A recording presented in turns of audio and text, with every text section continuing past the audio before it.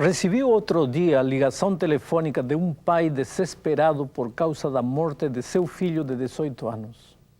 Uma jovem vida cheia de sonhos e expectativas tinha sido inesperadamente interrompida pela morte num acidente de trânsito. Como ajudar um pai nestas circunstâncias?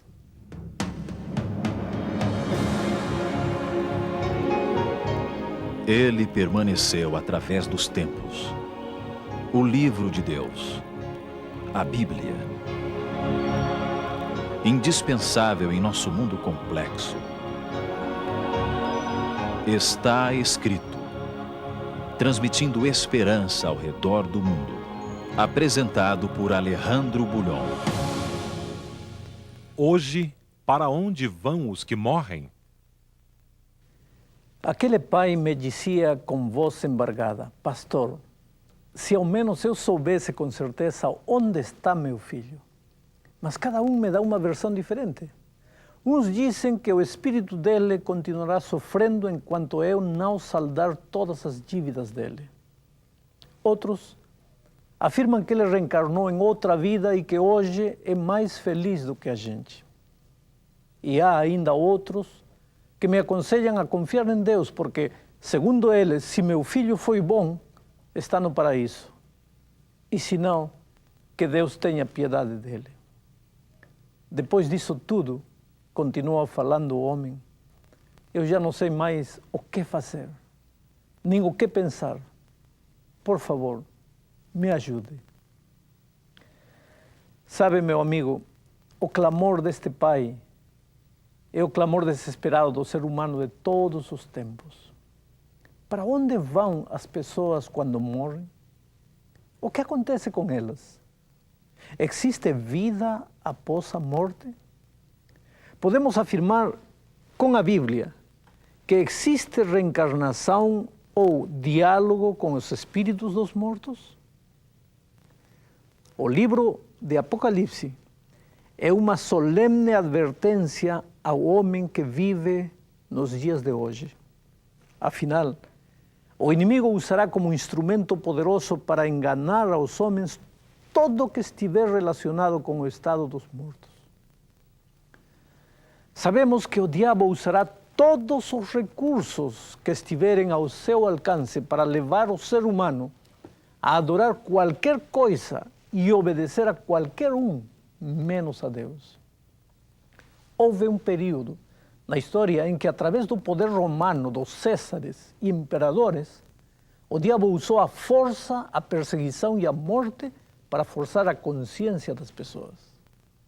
Mais tarde, ele usou o poder religioso para deturpar a palavra de Deus e perseguir os hereges, entre aspas, cuja única heresia era adorar ao verdadeiro Deus e obedecer a sua palavra. Posteriormente, na época da França ateia, o inimigo usou o racionalismo para negar completamente a existência de Deus e queimar a Bíblia em praça pública. Apesar disso, sempre houve um povo que guardava os mandamentos de Deus e perseverava no testemunho de Jesus.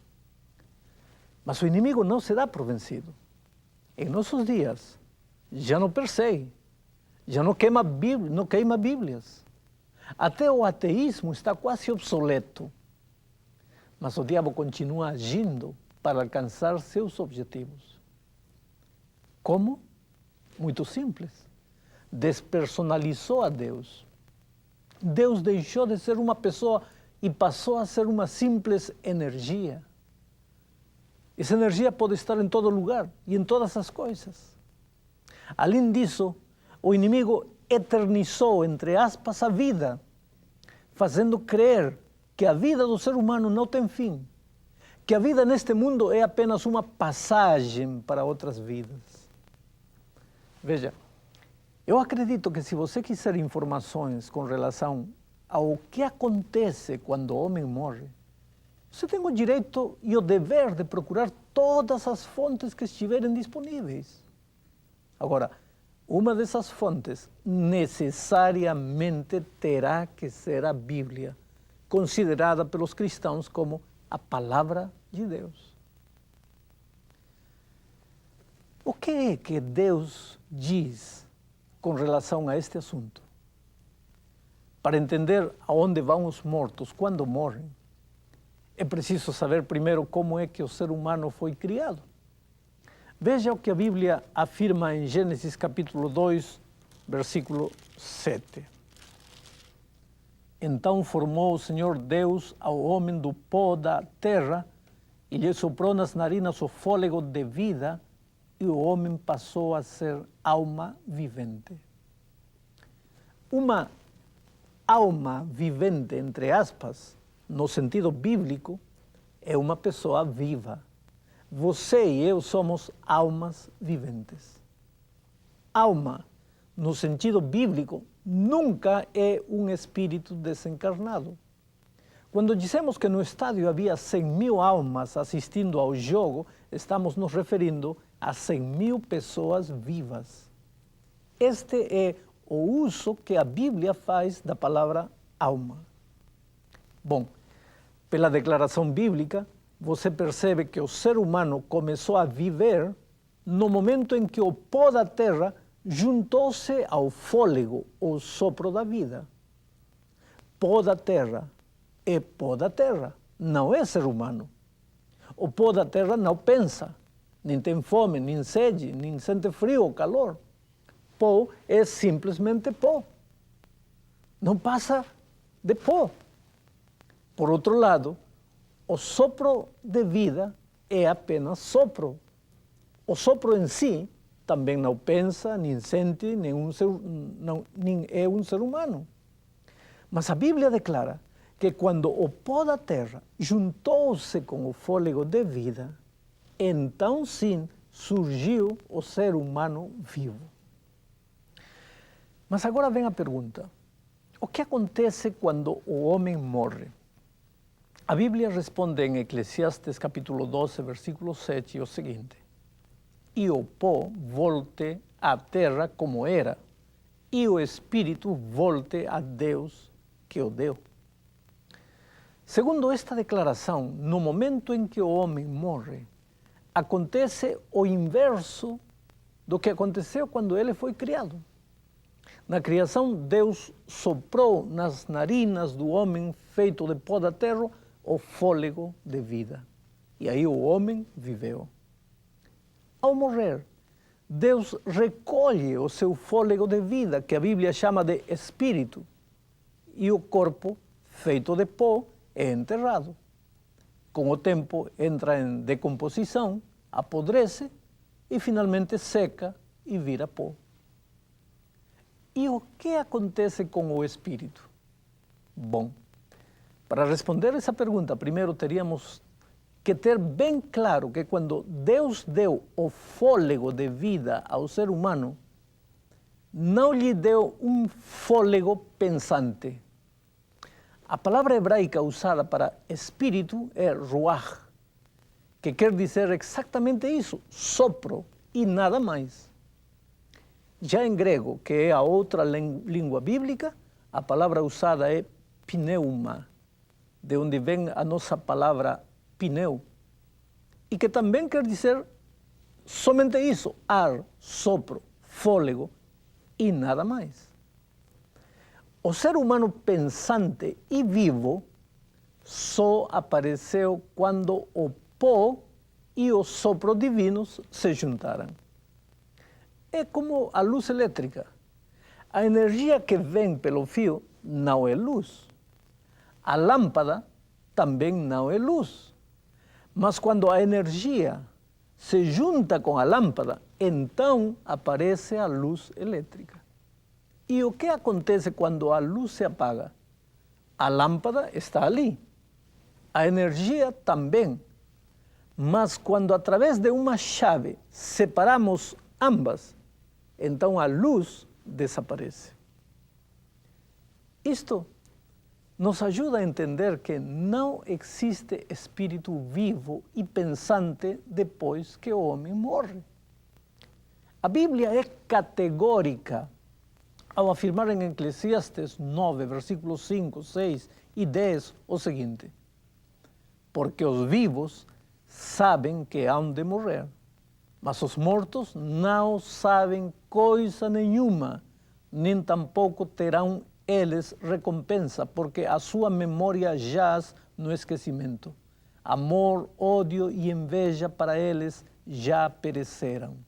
Para sempre não têm eles parte em coisa alguma do que se faz debaixo do sol. Tudo quanto te vier à mão para fazer, faça-o conforme as tuas forças. Porque no além para onde tu vais, não há obra, nem projetos, nem conhecimento, nem sabedoria alguma.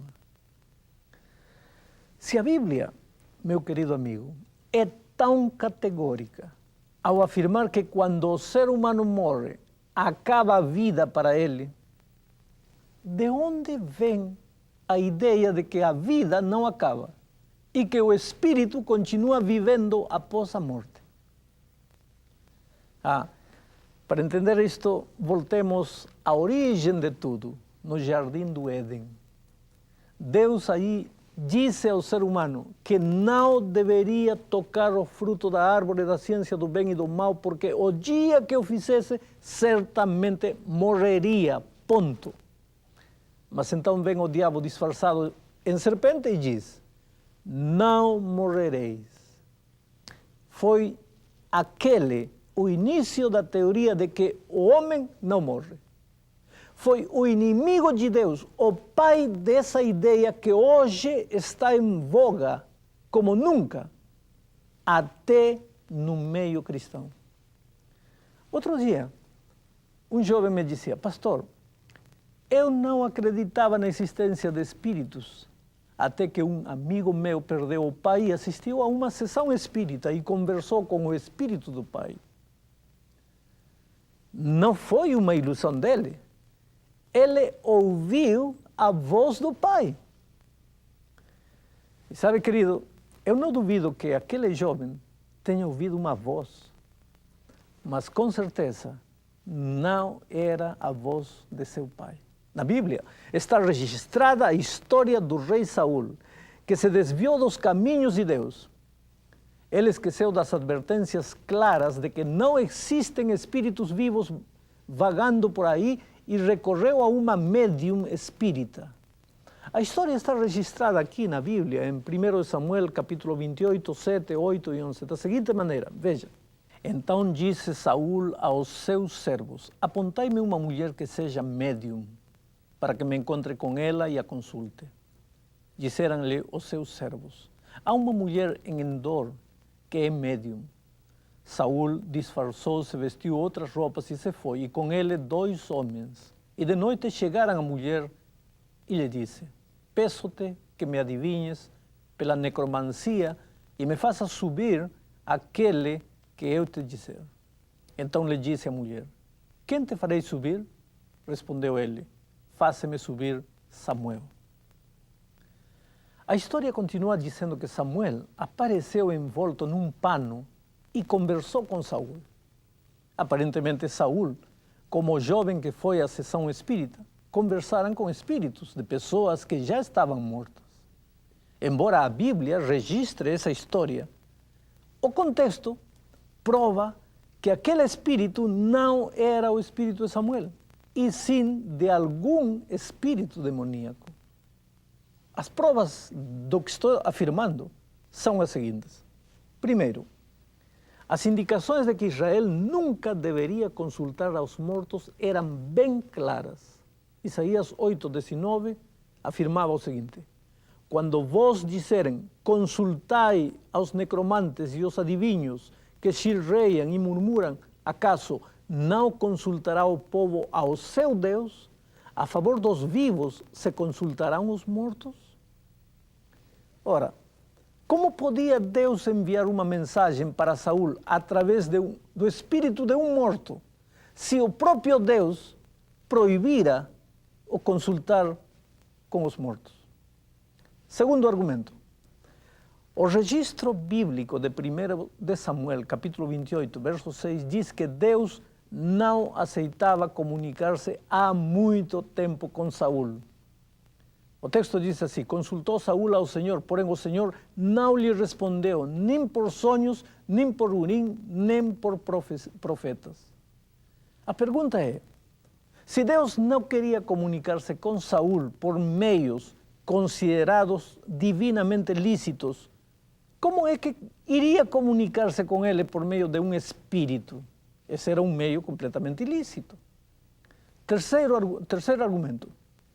O texto bíblico de primeiro livro de Crônicas, capítulo 10, versículo 13, registra o seguinte: morreu Saúl por causa da sua transgressão cometida contra o Senhor, por causa da palavra do Senhor, que ele não guardara, e também porque interrogara e consultara uma necromante. Novamente vem a pergunta: como poderia Deus ter reprovado o fato de Saúl ter falado com o espírito de Samuel, se tivesse sido Deus quem falou naquela ocasião? Bom, agora pensemos um pouco. Se o espírito com quem Saúl falou não era o espírito de Samuel, que tipo de espírito era? O Apocalipse responde a esta pergunta no capítulo 12, versos 7 a 9. Veja o que diz. Houve peleja no céu. Miguel, ou seja, Jesus e os seus anjos, pelejaram contra o dragão. Também pelejaram o dragão e seus anjos. Todavia não prevaleceram, nem mais se achou no céu o lugar deles. E foi expulso o grande dragão, a antiga serpente que se chama Diabo e Satanás, o sedutor de todo mundo. Sim, foi atirado para a terra e com ele os seus anjos. E qual é a atividade desses anjos malignos hoje? Qual é a grande especialidade do diabo? Seduzir e enganar. E é justamente a isso que seus anjos se dedicam. Eles se disfarçam de espíritos de mortos e aparecem nas sessões espíritas. Eles são os fantasmas e almas penadas que vagueiam nas noites escuras. Eles se vestem de tradições, fábulas e lendas como o Saci Pererê, a mula sem cabeça, o chupacabras. E com essas tradições, ele tenta atingir o povo mais simples. Outras vezes, manifestam-se através dos OVNIs, objetos voadores não identificados, os seres extraterrestres, e desta vez para alcançar as mentes mais sofisticadas. Não morrereis, disse a serpente, no jardim do Éden. E essa mensagem da imortalidade da alma será um dos instrumentos mais poderosos de engano e sedução que o inimigo usará neste fim dos tempos. Você poderá achar essa mensagem adaptada para todos os gostos. Pessoas simples participarão das sessões de baixo espiritismo, como a macumba e o candomblé. Pessoas mais cultas buscarão sessões espíritas tradicionais ou tratamentos de regressão, tentando descobrir espíritos de mortos ou vidas passadas. Muitas destas atividades se apresentarão no seu estado grotesco, como sangue de galinhas e bodes pretos, ou despachos misteriosos em determinados lugares. Já outros se apresentarão em formas de atividades de filantropia e beneficência social, despertando a pergunta: que mal tem? Sabe, querido, o homem moderno buscará a sabedoria nos espíritos iluminados, entre aspas, dos faraós egípcios ou dos incas peruanos de Machu Picchu. Tentará comunicar-se com seres extraterrestres ou buscará a sabedoria e técnicas médicas através do espírito de médicos famosos que já estão mortos.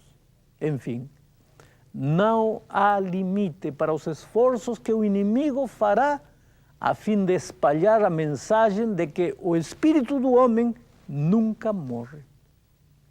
Você poderá ver essa mensagem todos os dias, através das novelas e dos filmes na TV, no rádio, nas revistas e os jornais. Poderá ouvi-la nas conversas de botequim e correndo de um lado para outro, na boca do povo, apresentada por artistas famosos, estrelas de televisão e personalidades de destaque. Mas por que todo esse esforço para divulgar a mensagem de que o homem, em realidade, não morre. Porque se a alma não morre, não há por que preocupar-se muito com esta vida. Ora, se acertamos ou erramos, qual é o problema? Existem outras vidas. Para que salvação? Cristo, obediência à palavra de Deus. Para que tudo isso, se teremos a eternidade toda para continuar evoluindo? A Bíblia ensina claramente que existe imortalidade só em Cristo. Por outro lado, o inimigo ensina que a imortalidade está em você. A Bíblia sempre tenta conduzir a adoração do homem a Deus. Já o inimigo tenta conduzir a adoração do ser humano a qualquer coisa, menos a Deus. A palavra de Deus é clara ao ensinar que quando o ser humano morre, seu corpo volta para a terra e o sopro de vida retorna a Deus. Não existe mais consciência a partir desse momento. São equivocadas as ideias de que os espíritos dos maus vão para o inferno, dos bons ao paraíso, dos mais ou menos bons ao purgatório e das criancinhas ao limbo. Ou então, que eles andam vagueando por aí ou reencarnando-se em outras formas de vida. Mas existem pessoas sinceras que com a Bíblia na mão não conseguem enxergar esta verdade. Uma verdade contundente. Encontramos, por exemplo, a parábola do rico e Lázaro em Lucas capítulo 16, versos 19 a 24. A leitura literal da parábola diz assim: Ora, havia certo homem rico que se vestia de púrpura e de linho finíssimo e que todos os dias se regalava esplendidamente. Havia também certo mendigo chamado Lázaro, coberto de chagas, que jazia à porta daquele e desejava alimentar-se das migalhas que caíam da mesa do rico, e até os cães vinham lamber-lhe as úlceras. Aconteceu morrer o mendigo e ser levado pelos anjos para o seio de Abraão. Morreu também o rico e foi sepultado. No inferno, estando em tormento, levantou os olhos e viu ao longe a Lázaro, Abraão e Lázaro, no seu seio. Então, clamando, disse: Pai Abraão, tem misericórdia de mim, e manda Lázaro que molhe em água a ponta do dedo e me refresque a língua, porque estou atormentado nesta chama. A parábola continua, e muitas pessoas acham que essa parábola é uma prova bíblica de que quando o homem morre, o espírito continua vivendo. Agora, convém ter em conta alguns assuntos para considerar a validade desta parábola. Primeiro, este relato é uma parábola e as parábolas usavam o que o povo creia, fosse certo ou errado, como base para ensinar uma lição espiritual. Uma parábola nunca poderia ensinar uma doutrina. Segundo, o quadro que esta parábola pinta não é literal. É um quadro completamente irreal. Você terá dificuldade para responder-se, por exemplo, as seguintes perguntas. De que tamanho era o seio de Abraão, para que lá coubessem todos os espíritos dos mortos? Aonde foram os mortos que morreram antes de Abraão? Se os mortos, quando morrem, vão para o seio de Abraão. Aonde foram? Está o seio de Abraão, que segundo a parábola é a morada dos justos, tão perto do inferno, de modo que as pessoas de ambos os lados pudessem conversar? É Abraão chefe lá nos céus, sem cuja autorização ninguém pode fazer nada? É a ele e não a Deus que os homens devem pedir misericórdia?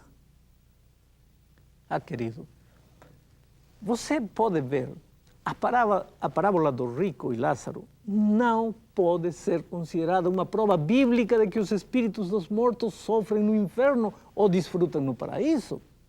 O ensinamento bíblico é claro ao afirmar que quando o homem morre, na realidade, é como se adormecesse na inconsciência até o dia da ressurreição.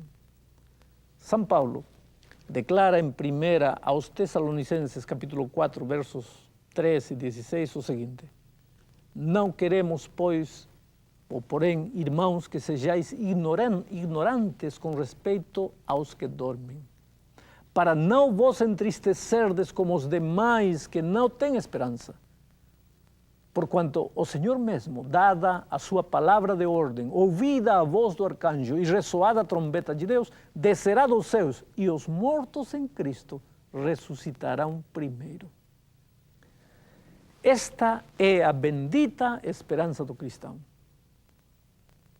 Meu amigo querido, se a morte arrancou de você um ser querido, pode ter a certeza de que ele está dormindo. Seu corpo voltou à terra e o sopro de vida está em Deus. Seu ser querido não tem mais consciência de nada. Ele não sofre, nem se alegra, não tem frio, nem fome. Ele apenas descansa em Cristo. O inimigo de Deus pode inventar a teoria que quiser com relação ao estado dos mortos ou à imortalidade da alma. Crer que o espírito dos mortos vive pode ser hoje o tema de moda. Mas quais são as provas? Onde nascem as teorias? Quais as fontes de informação? Apocalipse 14, verso 13, diz o seguinte, e é incisivo ao declarar: bem-aventurados os mortos que desde agora morrem no Senhor. Sim, diz o Espírito, para que descansem das suas fadigas, pois as suas obras os acompanham. Está você triste pela morte de um filho? A saudade bate sem parar? Prepare-se. O Senhor Jesus voltará logo e ressuscitará seu filho. Você poderá abraçá-lo novamente. Hoje, ele descansa de suas fadigas. Apenas suas obras o acompanham. Guarde as lembranças dos momentos felizes que passaram juntos e aguarde ansioso a manhã da ressurreição. Oremos. Querido Pai, coloco a esperança no coração de todas as pessoas que assistiram a este programa. A esperança da volta de Cristo e a ressurreição de nossos seres queridos. Em nome de Jesus. Amém.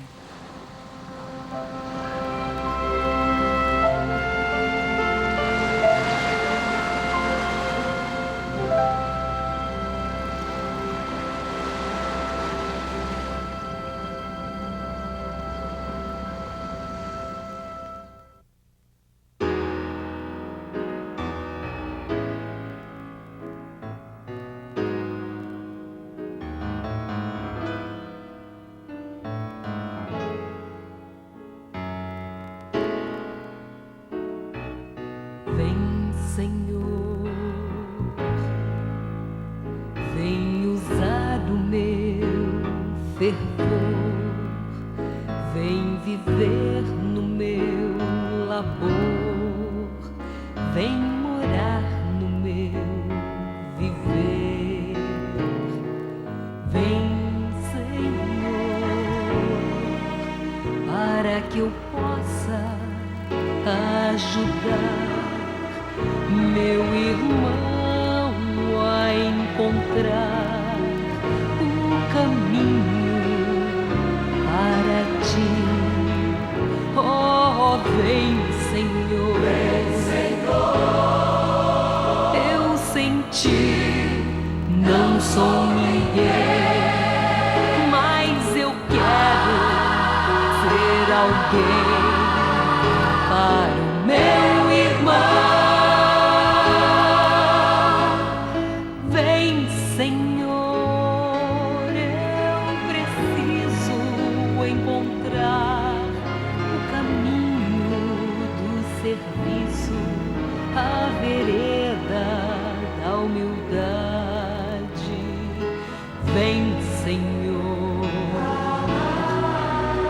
Vem buscar os teus fiéis, pois não quero aqui ficar.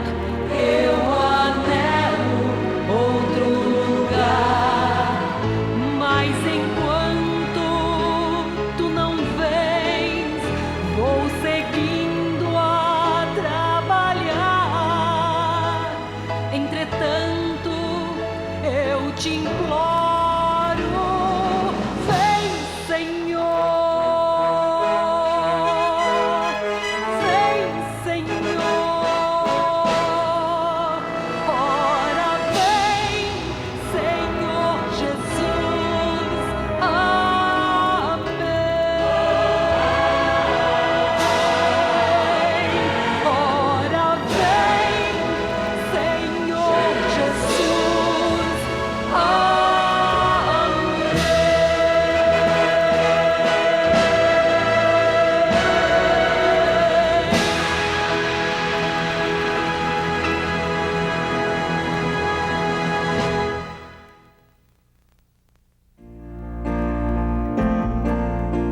Se você quiser aprender mais da Palavra de Deus, peça agora mesmo o curso bíblico Verdades para o Tempo do Fim.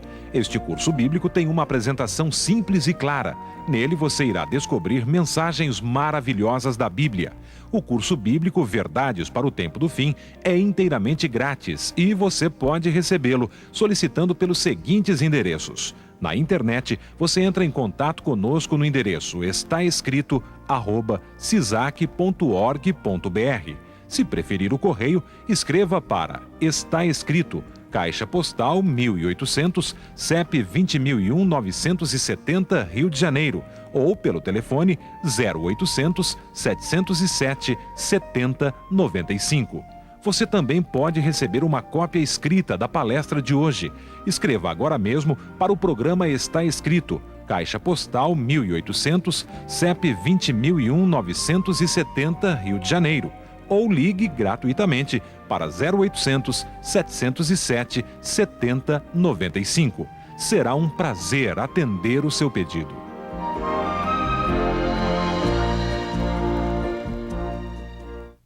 E agora, querido, chega o momento de dizer até logo a todos. Mas lembre-se, está escrito, nem só de pão viverá o homem, mas de toda palavra que sai da boca de Deus.